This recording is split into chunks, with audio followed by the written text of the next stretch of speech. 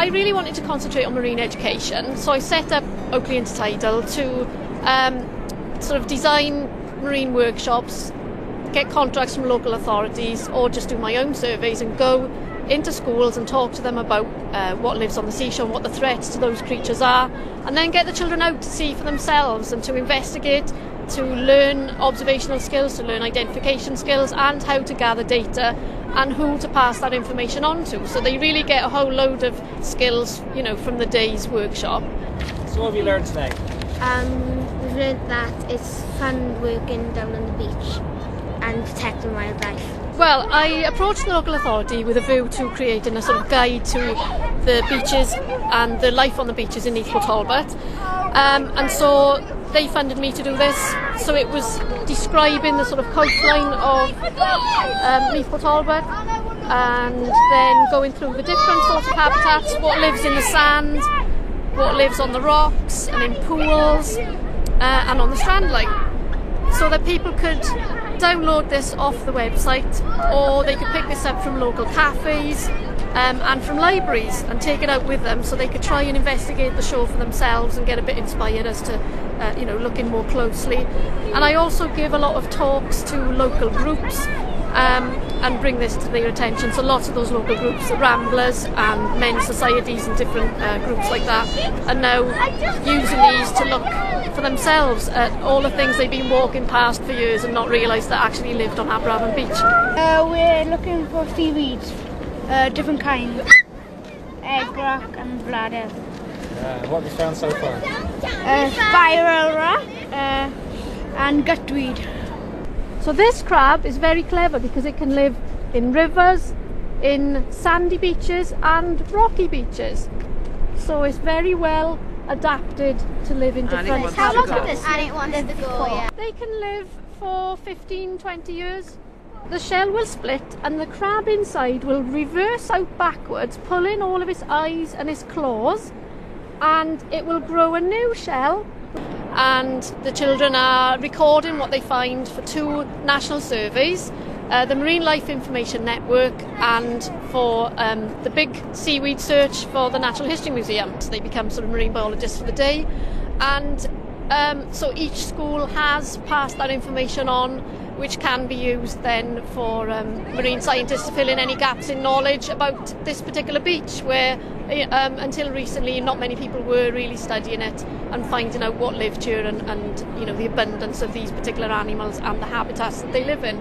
So would you have known any of these creatures and seaweeds? Some of them I knew about the razorfish and the dog whelk, that's all I knew, and mussels obviously, and what are the other ones called? Barnacles, that's all I knew. Now the other ones is just like a good experience because now we can like look out for them, and we can now we know how to protect them instead of like squash them.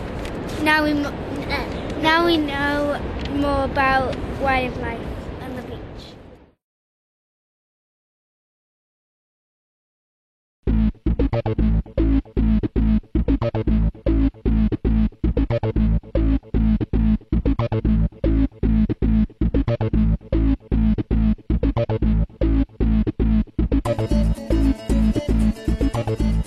We've got the potential here to stop dredging, which I think is a scourge of our coastline. We can provide a sustainable answer to dredging here. The sand we produce meets all the British standards, it's the EN12620. You know, we can produce.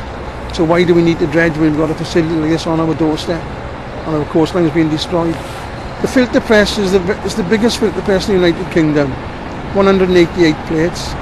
It averages on 20 tonnes of dried material per 40 minutes.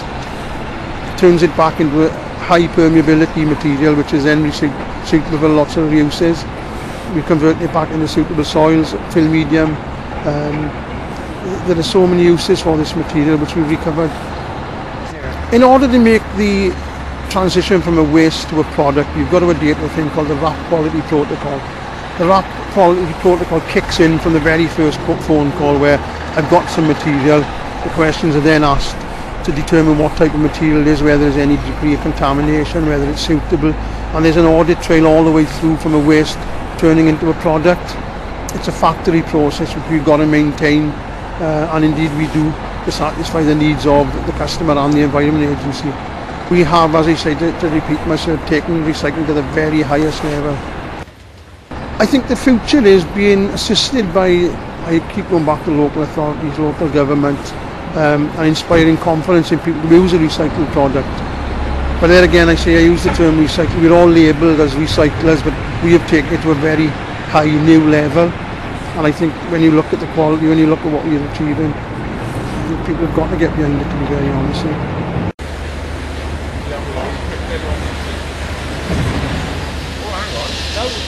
I firmly believe, and the company firmly believes, we've all got a moral obligation, because we've suffered the legacy of an industrial heritage. We have now got to pick up the pieces that are left, not only put the brakes on, but to put it into reverse. And I think that's what we're doing at Derwent, to be very honest. We've looked at the mistakes that have been made, and we're trying to right the wrongs. Let's hope we can all work together to achieve it. So you're pioneers, essentially? I'd like to think so, yes.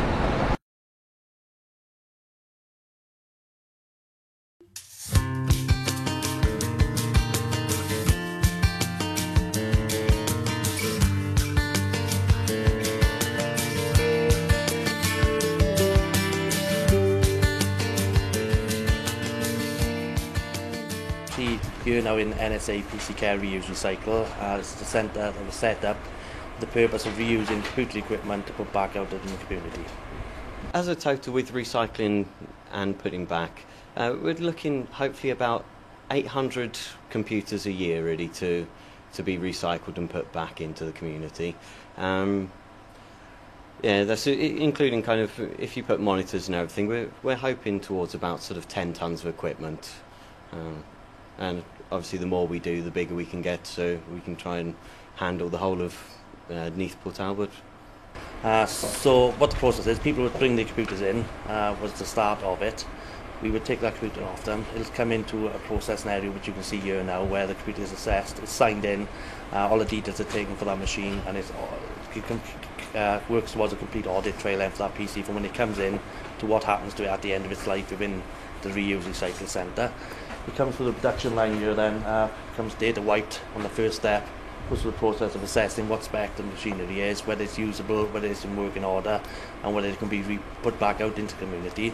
The first thing we do is check for the parts, and we'll take out the hard drive and then use a software program to securely data wipe that hard drive then. If the customer wants it more secure, we can actually physically destroy the hard drive as well. At the moment, this one is just going through a data wipe. After it's done this, there'll be no information retrieved off that at all. Certain hard drives we will try to reuse, but the ones that are too small or possibly damaged, they'll actually go for recycling, where they're then crushed again. So data security is such a big thing at the moment that we're trying our best to make sure we're doing our bit for Port Talbot and making sure everyone's secure here, really. So then you've got the processing area then where it would come into, where the actual repairs, the updating of it, putting the software on it, the operating system and all that would be completed, and then it'll come into the actual final area. This is the holding area, so if somebody wants the machine, it is done then to they name the specification. So when they take a machine home, it's like having a new machine, even though it's second hand and refurbished. That's in working order, comes with a full 12 months warranty, and it reduces these machines going to landfill and getting back out there to be reused by the community to increase digital inclusion, which is quite a big thing these days. So what would you say to businesses out there who have computers that probably send them off to landfill? Well, there is an alternative, and it's an inexpensive alternative. Plus you also get to help your local community by supplying your computers, which to you are redundant, but for them it could be their first computer, it could be a replacement. It's better than the computer that they've got, and it helps them kind of get online and communicate with other people. And from a business point of view, we do everything completely professionally. We have a full audit trail, we're using proper recyclers, we have CRB check staff to handle all the data security, we're using state-of-the-art software as well, so we're offering the full package.